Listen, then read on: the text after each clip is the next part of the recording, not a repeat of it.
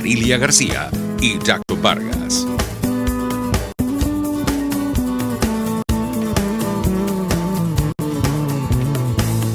Amigos, reciban un cordial saludo y sean bienvenidos como siempre a este su espacio Dosis Alternativa. Les saludamos Jackson y Marilia García. Recuerden que pueden seguirnos e interactuar con nosotros a través de nuestras redes sociales en Twitter por @RCR750, sintonizarnos en vivo a través del Periscope, a través de nuestra página web rcr750.com y suscribirse a nuestro canal en YouTube RCR750.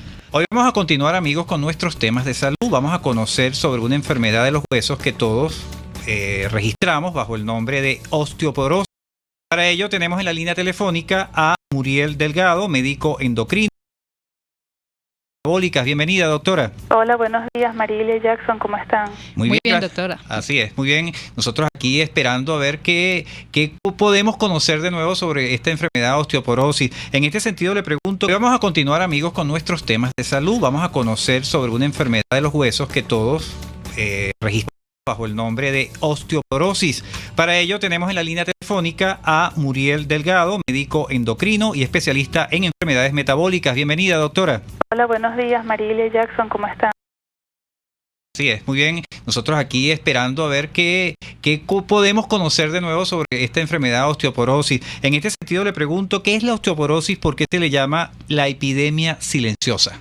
Bueno, sí, la osteoporosis es una enfermedad del esqueleto. Se llama silenciosa porque no da síntomas realmente. Es una enfermedad que se caracteriza porque hay una pérdida de la densidad del hueso y esto produce que el hueso se vuelva muy frágil y que el riesgo de fracturas aumente. Fracturas con movimientos tan simples como, por ejemplo, agacharse o sentarse. Y se llama silente porque no da síntomas, solamente los produce cuando hay una fractura. Eso es interesante, ¿no? Porque no da síntomas, entonces, ¿cómo darnos cuenta? Es nada más cuando ocurre esto, la fractura. La sintomatología es únicamente cuando ocurre la fractura. ¿Qué sucede? La osteoporosis es una enfermedad de la posmenopausia. Es una enfermedad que se produce principalmente en mujeres más que en hombres. Y es una enfermedad de la posmenopausia porque es el momento de la vida que caen los estrógenos. Los estrógenos son las hormonas que, digamos, protegen a los huesos. Mantienen el metabolismo óseo, haciendo que el hueso siempre tenga una mayor ganancia que pérdida. Cuando caen los estrógenos en la menopausia, el hueso va a cambiar metabólicamente y va a aumentar la resorción, es decir, la pérdida de este hueso más que la ganancia. Y entonces esto va a traer como consecuencia que el hueso cambie en su microarquitectura y se vuelva muy frágil. Esta fragilidad es la que va a conllevar al riesgo de fractura, principalmente femenina, que ocurre en la posmenopausia. Y hay, por supuesto, otros factores de riesgo que pueden aumentar este riesgo de este trastorno metabólico. Esos factores podríamos hablar de la parte genética, es decir, una persona que su madre haya tenido osteoporosis, implica directamente que ella va a tener osteoporosis. Bueno, sí, la parte genética, como en muchas enfermedades, influye muchísimo. Si una persona, una mujer sobre todo, tiene una madre que tuvo fracturas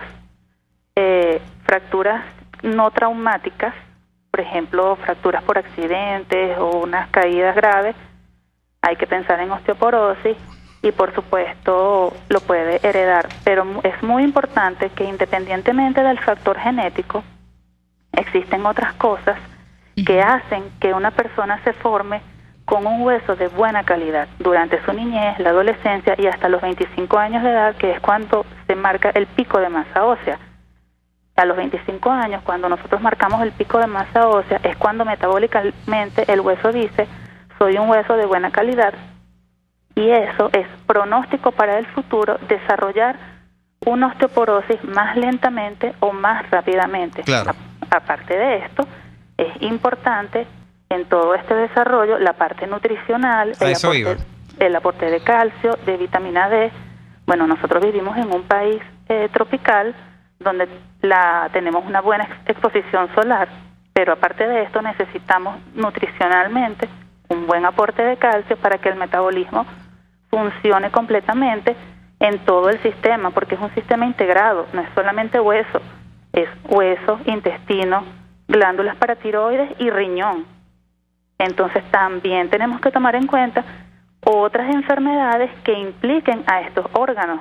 Hablamos de insuficiencia renal, enfermedad celíaca, enfermedad de Crohn, enfermedad de las paratiroides, incluso de la glándula tiroidea. ¿Esas enfermedades afectan el consumo de calcio en sí?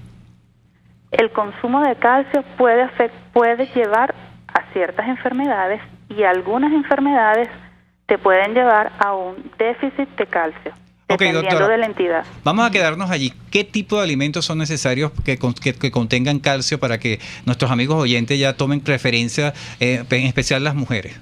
Sí, este es un tema bastante controversial, la parte nutricional, porque hay estudios en los que últimamente se ha hablado de alimentos que dan un gran aporte de calcio, como por ejemplo los productos lácteos. Uh-huh. Y hay un grupo que dice que, por ejemplo, estos alimentos te traen otras consecuencias negativas y son inadecuados. En realidad, desde el punto de vista endocrinológico, todos los alimentos son necesarios, utilizados, o sea, consumidos equilibradamente. Por supuesto, la leche, por ejemplo, te brinda un aporte de calcio muy importante. Cuando nosotros vemos a una persona con osteoporosis, siempre preguntamos cómo fue su alimentación en la infancia y en la adolescencia, y siempre hay una pregunta clásica: ¿usted tomaba leche? ¿Comía queso? Porque sabemos que el aporte de calcio que brinda es muy alto y es importante para la formación de un hueso de calidad. ¿Y qué pasa con aquellas personas que no pueden consumir, que rechazan, las afecta el consumo de lácteos, no, María? Sí, son alérgicos. Sí, y ahorita que es muy frecuente, intolerantes a la lactosa, todo eso.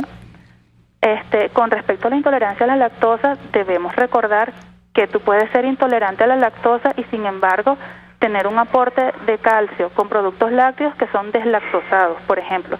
Por eso es importante siempre la evaluación nutricional. Nosotros los endocrinólogos siempre vamos de la mano con un nutricionista, porque no es solo el calcio, son las proteínas también. Entonces aquí es el otro punto: si tenemos a un paciente con osteoporosis, por ejemplo, y enfermedad renal, el aporte proteico debe ser muy bien calculado, porque no puede haber un exceso de proteínas, pero son necesarias para el metabolismo óseo. Doctor, ¿y cómo se diagnostica esta enfermedad? ¿A través de qué estudio, de qué pruebas? Existe un estudio imagenológico que se llama densitometría ósea. Es un estudio donde se hacen unos cálculos a través de desviaciones estándar, y se calcula la masa del hueso, la masa mineral del hueso, y la comparamos con la masa mineral de un adulto joven, que se supone que debe tener una masa ósea normal.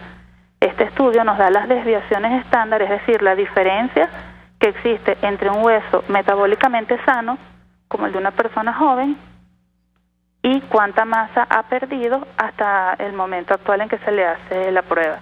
Dependiendo de eso y de otros factores, como por ejemplo los antecedentes familiares que hablamos ahorita, la parte nutricional, enfermedades concomitantes, uso de medicamentos, por ejemplo, de los glucocorticoides, esteroides, que hacen que disminuya la masa ósea y que aumente el riesgo de fracturas. Entonces nosotros, a través de este estudio, revisamos las desviaciones estándar y decidimos cuál es el hueso que tiene mayor riesgo de fractura y cuál es el tratamiento adecuado para cada paciente.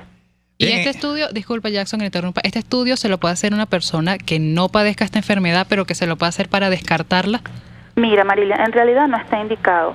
Uno, porque este estudio es principalmente para hacer diagnóstico, como dijimos ahorita, es una enfermedad de la posmenopausia. No es que no se produzca en otros grupos etarios, pero tendría que ser una persona con una patología que te lleve a una pérdida de hueso. Por ejemplo, una mujer con una falla ovárica prematura, una mujer que fue llevada a quirófano y le hicieron una histerectomía total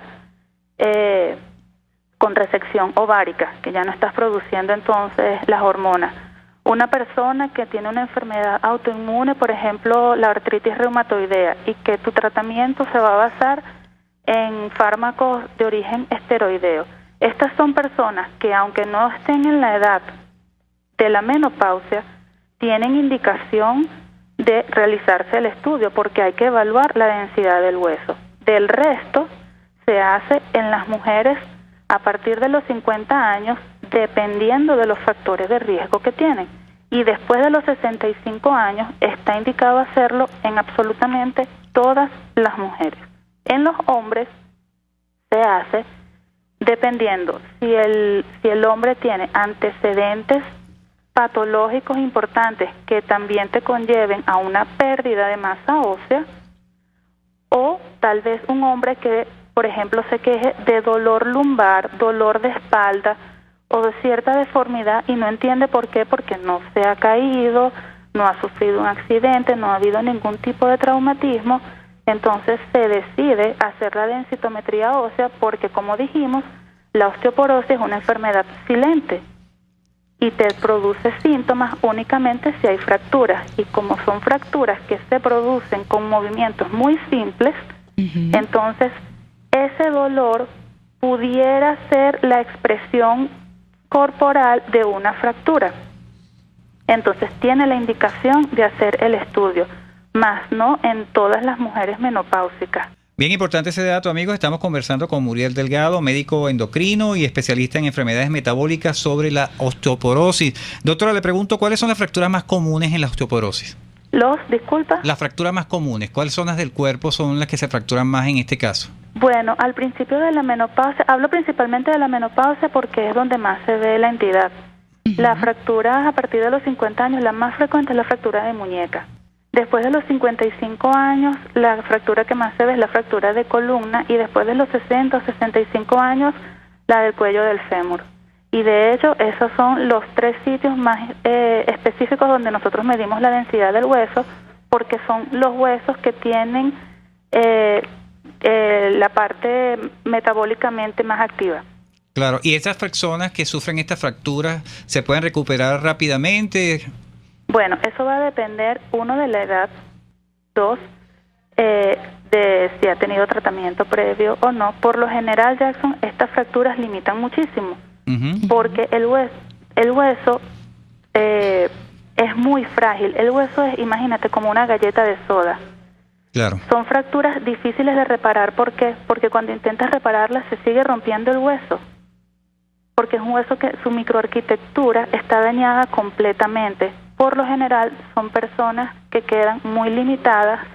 Esto requiere, además, en el tratamiento, que es de un periodo bastante largo, fisioterapia, y tiene un riesgo alto de mortalidad porque por lo general son personas que quedan encamadas, y esto te lleva a hacer tromboembolismos pulmonares y otras series de afecciones que tienen que ver con el estado en decúbito, con la inmovilidad. Así es, doctora. Mencionó ahorita algo muy importante, que es el tratamiento, pero lo vamos a hacer al regreso de la pausa. Le invitamos a que se quede en la línea telefónica. Gracias, y ya venimos con más de Dosis Alternativa.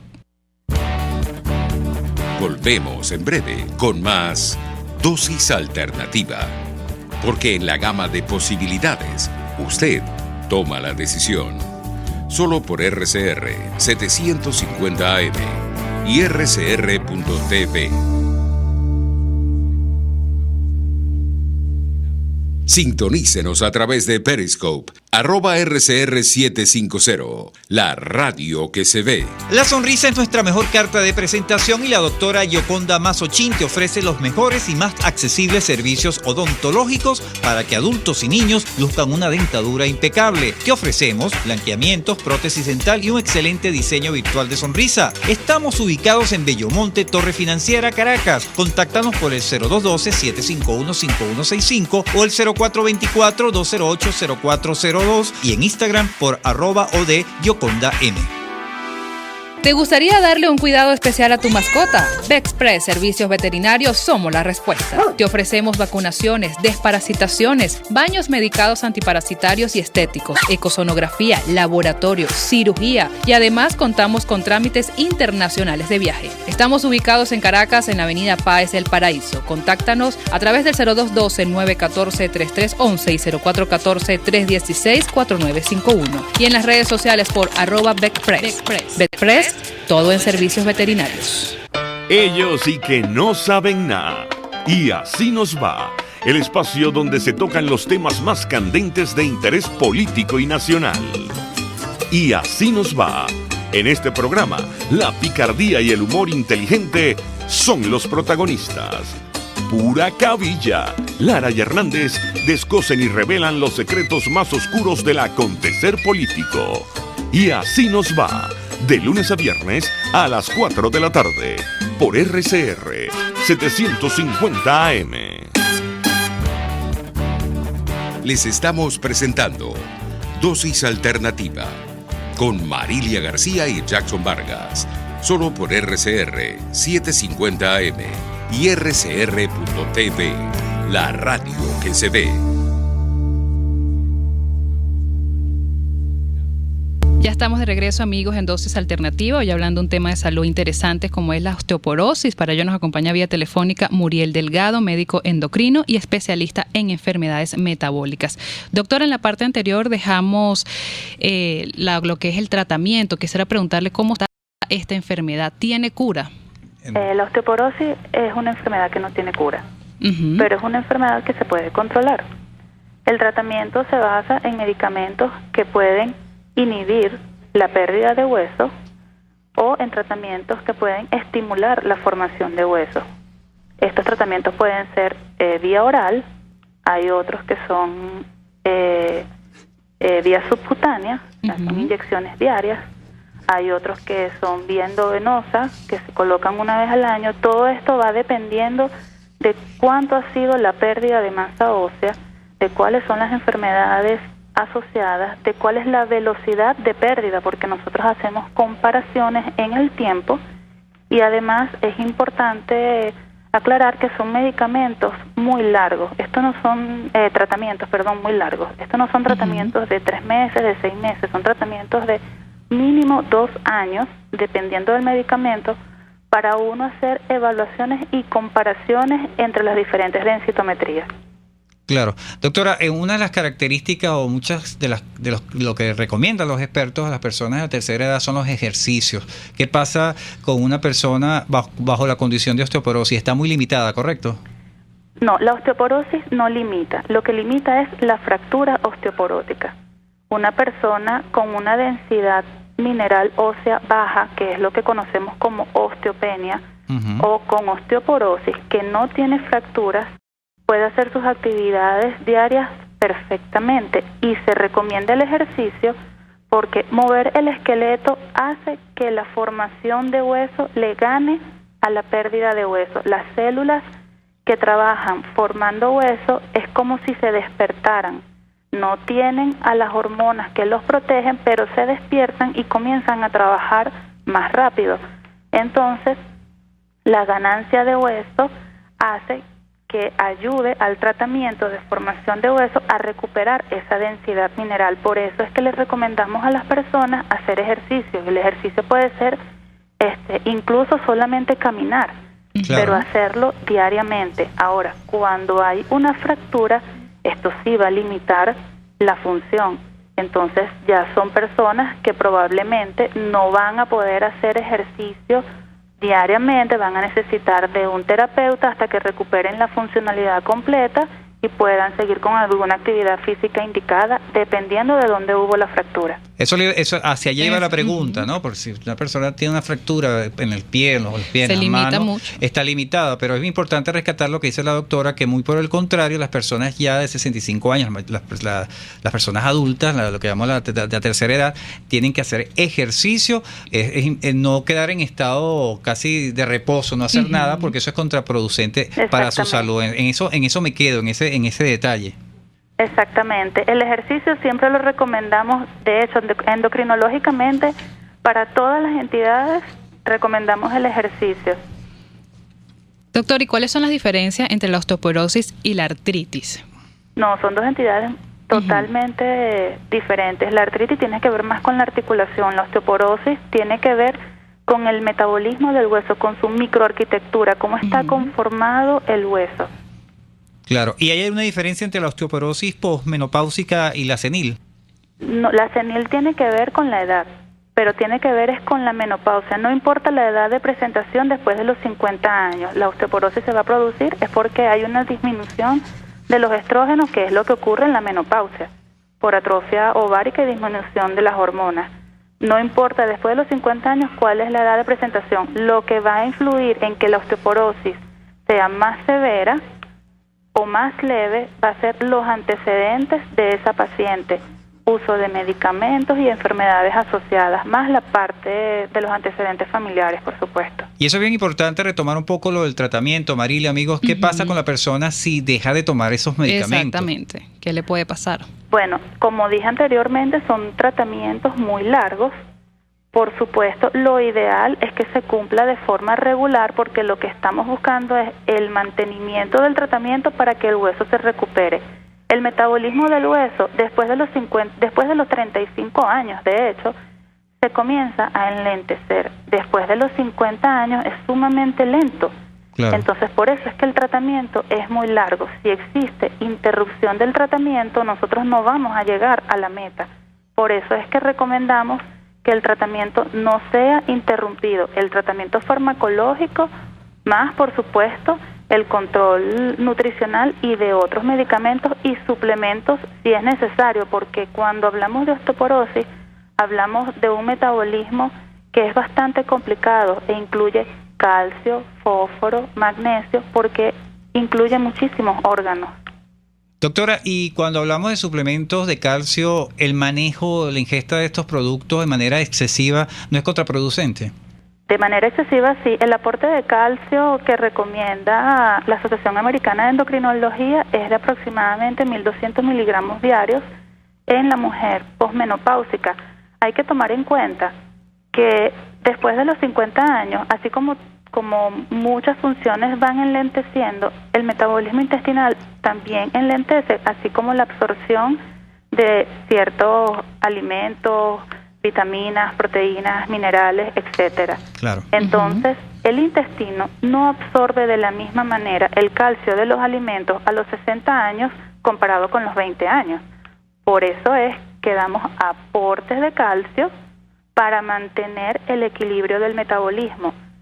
Claro, aquí tomamos en cuenta otras enfermedades, porque aquí debemos evaluar la función renal del paciente y esto nos dirá cuál es el aporte que realmente ese paciente es capaz de tolerar. Claro, al punto que quería llegar es lo que ya veo con la respuesta que me está dando, que no es conveniente automedicarse este tipo de suplementos. Jamás y nunca en la vida, jamás y nunca en la vida, porque nosotros hacemos un estudio, además, que se llama metabolismo fósforo-cálcico, que es un estudio que se hace tanto en sangre como en una orina de 24 horas, y nosotros aquí estudiamos cuál es el equilibrio del calcio, fósforo, magnesio, citrato y ácido úrico, que incluye todos los órganos que nombré anteriormente. Entonces, el tratamiento no es igual en todas las pacientes. Podemos tener 20 mujeres con osteoporosis y les aseguro que todas van a tener una dieta diferente, un aporte de calcio y vitamina D, muy importante, que es muy importante para el metabolismo del calcio, diferente, así como el medicamento antirresortivo. Eso depende de muchísimos factores, entonces totalmente prohibido automedicarse. Aparte de eso, es importante que la audiencia sepa que los medicamentos que se utilizan para ganar hueso o para perder o para inhibir la pérdida de hueso, que son específicamente para osteopenia y para osteoporosis, son medicamentos que se usan previo a una evaluación odontológica, porque además estos medicamentos producen una complicación que se llama osteonecrosis de la mandíbula, donde se daña el hueso de la mandíbula y hay pérdida de la dentadura. Y esto no es recuperable a menos que le pongan una prótesis. Entonces, cuando nosotros vamos a iniciar tratamiento a una persona con osteoporosis, realmente la evaluación es bastante extensa y delicada para evitar complicaciones. Así es. Lamentándolo mucho, se nos agotó el tiempo, doctora. Quedamos pendientes para otras dudas que nos quedan aquí en el programa. ¿Sus redes sociales antes de despedir? Claro, con muchísimo gusto. Mi Twitter es @muridelgado. Tengo un blog que se llama Mundo Endocrino Metabólico. Y bueno, a la orden en mi consulta privada en el Hospital de Clínicas Caracas y en la Clínica Santa Sofía, siempre a la orden. Bueno, le damos las gracias a la doctora Muriel Delgado, médico endocrino y especialista en enfermedades metabólicas, por habernos aclarado todas las dudas sobre esta enfermedad como es la osteoporosis. Así es, Marilia, estuvimos trabajando para ustedes en la Dirección General de la Estación Jaime Nestares. En la gerencia de producción, Wilix Arcaya. En los controles, César Arteaga. Recuerden seguir interactuando con nosotros a través de nuestras redes sociales en Twitter por @RCR750, sintonizarnos en vivo a través del Periscope, a través de nuestra página web rcr750.com y suscribirse en nuestro canal de YouTube RCR750. Les invitamos a que continúen ahora con el Radar de los Barrios. Hasta aquí, esta emisión de Dosis Alternativa. Nosotros le proporcionamos el abanico de posibilidades. Ustedes toman la decisión. Solo por RCR 750 AM y rcr.tv.